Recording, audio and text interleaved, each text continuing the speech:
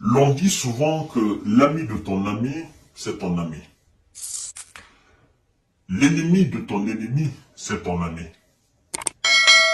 L'ami de ton ennemi, c'est ton ennemi. Et c'est la troisième thèse qui s'applique alors dans ce bras de fer entre le Niger et le Bénin. L'ami de ton ennemi, c'est ton ennemi. La France, qui aurait des bases militaires, qui coopère militairement avec le Bénin, est l'ennemi du Niger depuis un certain temps. Quand je dis ennemi, c'est au sens propre. Parce que vous n'êtes pas sans savoir que l'armée française était sur le sol nigérien. Accord militaire que le Niger a dénoncé depuis l'arrivée du général Abdourahmane Tiani. La France n'a pas digéré cela et elle ne voulait pas quitter le Niger. Parce que pour elle, les autorités qui sont là aujourd'hui ne sont pas légitimes. Et donc pour elle, elle n'a pas signé d'accord militaire avec ces autorités. Donc qu'elle ne pouvait pas quitter.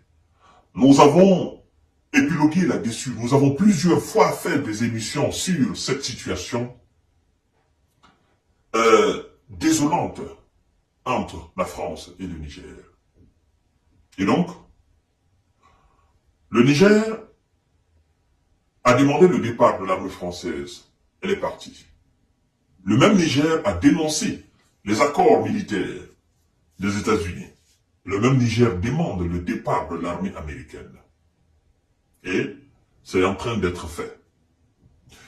Dans cette situation de projet pétrolier entre le Niger, le Bénin et la Chine, moi, il y a une question qui me taraude.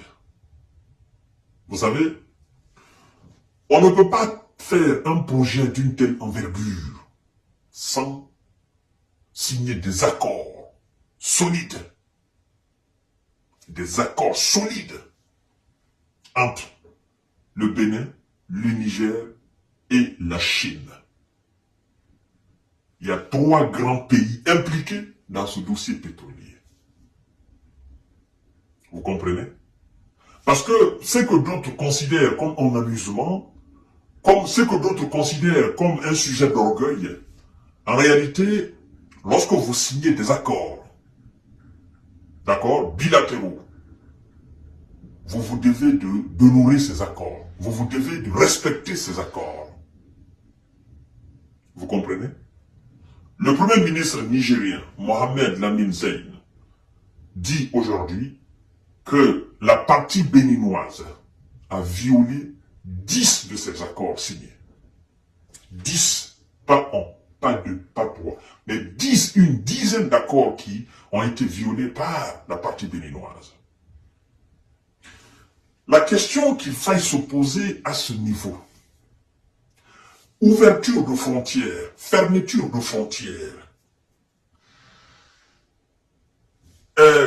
transport de pétrole, l'arrivée des bateaux chinois, chargement des pétroles.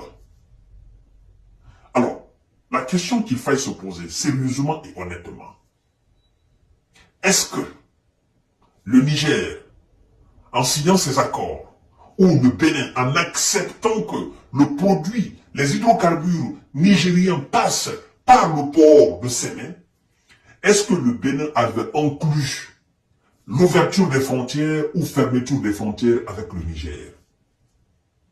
Parce qu'il faut qu'on mette les choses dans leur contexte. La fermeture de frontières entre le Niger et le Bénin est intervenue quand? C'est lorsque la CEDEAO a dégainé une palette de sanctions contre le Niger. C'est depuis quand? Ça, c'est depuis l'arrivée de Abdourahmane Tiani. Mais avant l'arrivée d'Abdourahmane Tiani, D'accord? Ou prenons même l'arrivée d'Abdourahmane Tiani. Pendant que la CEDEAO sanctionnait le Niger, pendant ce même temps-là, le Niger traitait avec le Bénin par rapport au projet pétrolier ou pas. Parce qu'il faut qu'on soit sincère. La Chine que je connais, la Chine ne va jamais accepter de financer un projet à hauteur de milliards de dollars sans avoir étudié tous les contours du projet. Je connais les Chinois. J'ai travaillé avec eux. J'ai eu affaire avec des entrepreneurs chinois. Je connais la mentalité chinoise. La Chine ne peut pas prendre ce grand risque, investir des milliards de dollars dans la mise en place des infrastructures afin d'écouler les hydrocarbures nigériens et venir, n'est-ce pas, jusqu'à ce niveau pour parler d'ouverture de frontières ou de fermeture de frontières. La Chine ne peut pas prendre ce risque.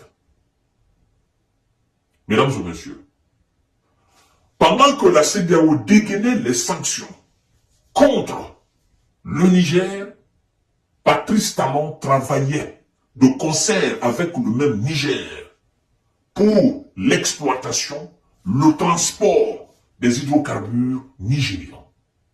Je dis bien, Patrice Talon travaillait de concert avec les autorités actuelles nigériennes pour le transport, pour l'exploitation, le transport, la mise en place de cette oléoduc géant et l'exportation des produits pétroliers par le biais des bateaux chinois. Patrice Talon travaille de concert avec le Niger. Les accords ont été signés. Vous comprenez?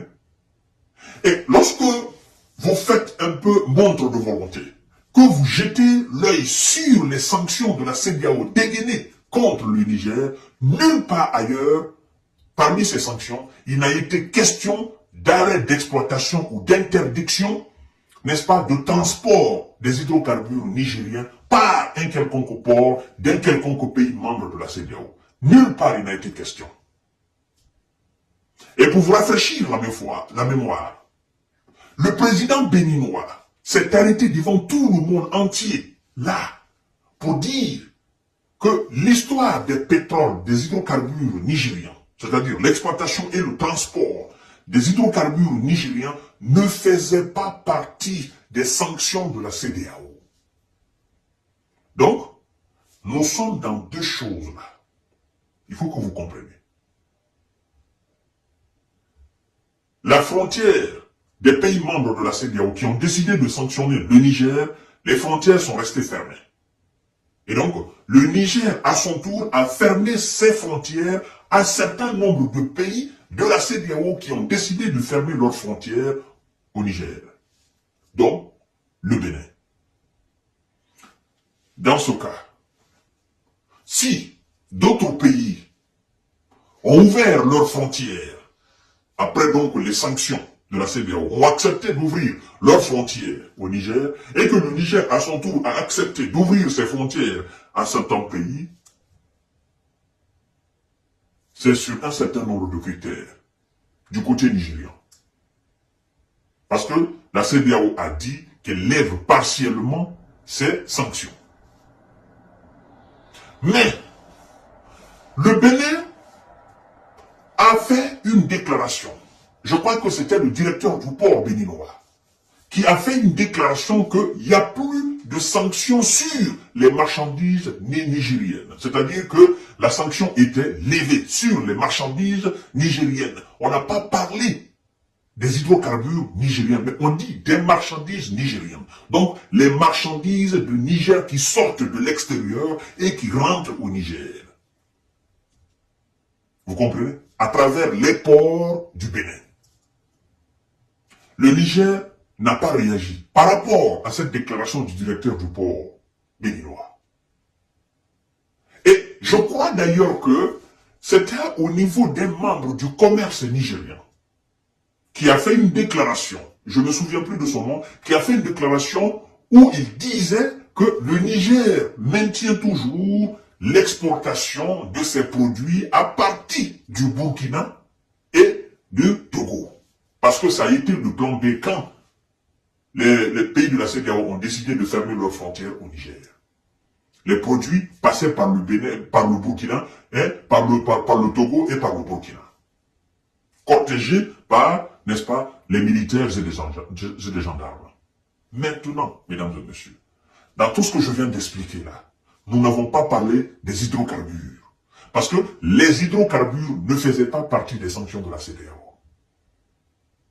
Si Patrice Talon a accepté de travailler avec la CEDEAO pour sanctionner le Niger, parce qu'ils disent non, nous sommes dans une organisation, nous devons être vraiment respectueux vis-à-vis de cette organisation. D'accord, nous sommes d'accord avec eux. Ils ont sanctionné en tant qu'organisation et membre d'organisation de la CEDEAO. Membre de la CEDEAO. En tant que membre de la CEDEAO, ils ont sanctionné.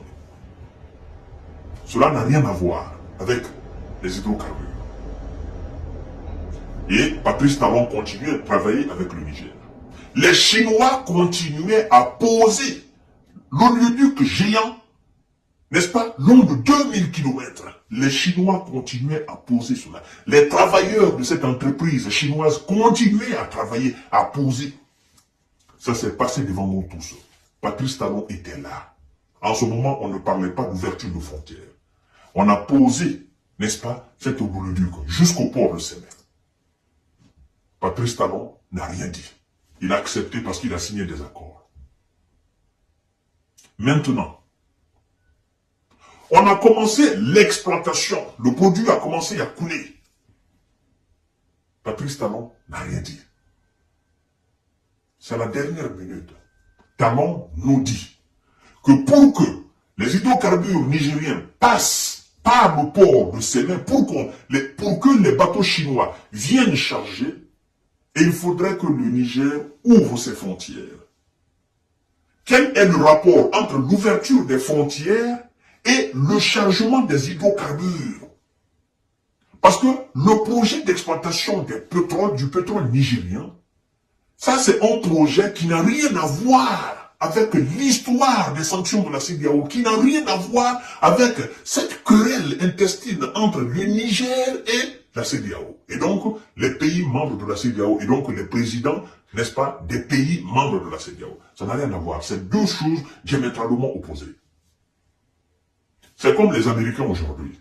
Ils disent, ils sanctionnent la Russie. Mais l'Amérique continue de coopérer avec la Russie dans le domaine spatial.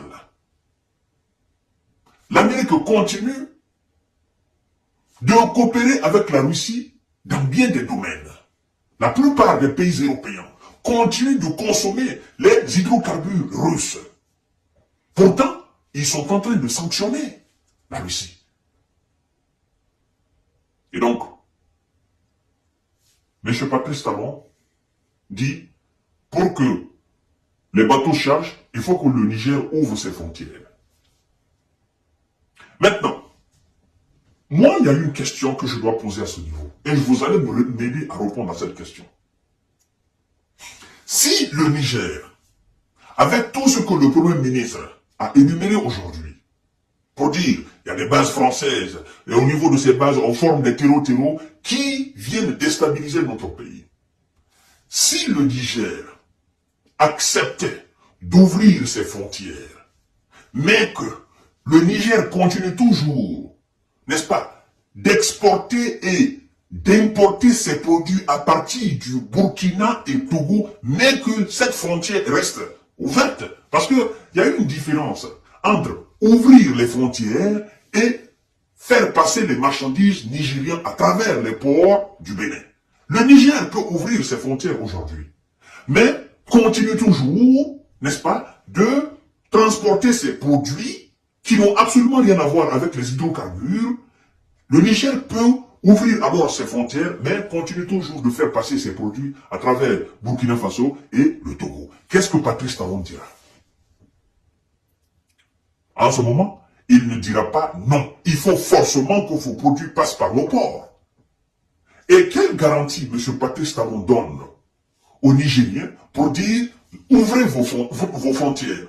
Toute attaque venant de mon pays, je suis responsable et je me porte garant. Quelle garantie, M. Patrice Talon? Parce qu'il faut donner une garantie aux autorités nigériennes aujourd'hui. Je suis d'accord qu'on soit réaliste, qu'on soit concrétiste. D'accord? Qu'on dise oui, il faut normaliser les relations. Oui, on normalise les relations. Mais si le Niger venait à dire, d'accord, les relations restent normales, nous normalisons, mais nous, dorénavant, nos produits passeront par le Burkina et le Togo. Plus rien ne passera par le port ou les ports du Bénin, à part les hydrocarbures, parce que ça, c'est un autre projet. Mais les frontières restent ouvertes. Les gens peuvent aller au Niger, en quittant du Niger, ils peuvent aller au Bénin. Ceux qui quittent au Bénin aussi peuvent rentrer au Niger. Mais pour des marchandises, nous continuerons toujours à marchander à travers le Burkina et le Togo. Patrice Talon, qu'est-ce qu'il va dire? Va-t-il exiger pour que les marchandises nigériennes passent forcément par les ports du Bénin pour que les hydrocarbures, alors, on puisse charger les hydrocarbures au niveau du port de Sémé? Je crois que non. Il y a anguille sous roche. Il y a anguille sous roche. Il y a quelque chose qui ne va pas. Mesdames et messieurs, c'est ça la réalité. Normaliser les relations, normaliser les relations. Normaliser les relations. La normalisation des relations n'ont absolument rien à voir avec les accords qui ont été signés pour l'exploitation, n'est-ce pas, le transport des hydrocarbures nigérians. C'est justement du chantage. Mesdames et messieurs, je veux la normalisation des relations, mais c'est purement du chantage du côté béninois. C'est clair et net. Alors, le Premier ministre nigérian a demandé à la partie chinoise de parler, n'est-ce pas, à la partie béninoise. On va voir la suite des choses, mais sincèrement, c'est une situation très désolante. Mesdames et messieurs, partagez la vidéo dans tous les groupes possibles. Moi, je crois très fort que par fini, ils trouveront un consensus et que les choses seront comme elles doivent être. D'accord? Même si le Niger ne transporte plus ses marchandises à travers ce port, mais que, voilà, c'est que Patrice Talon demande qu'on normalise les relations. D'accord, que les relations soient normalisées et qu'on ouvre les frontières, mais qu'il donne une garantie. Ça, c'est tout. À tout à l'heure pour notre série d'informations de décortiquage.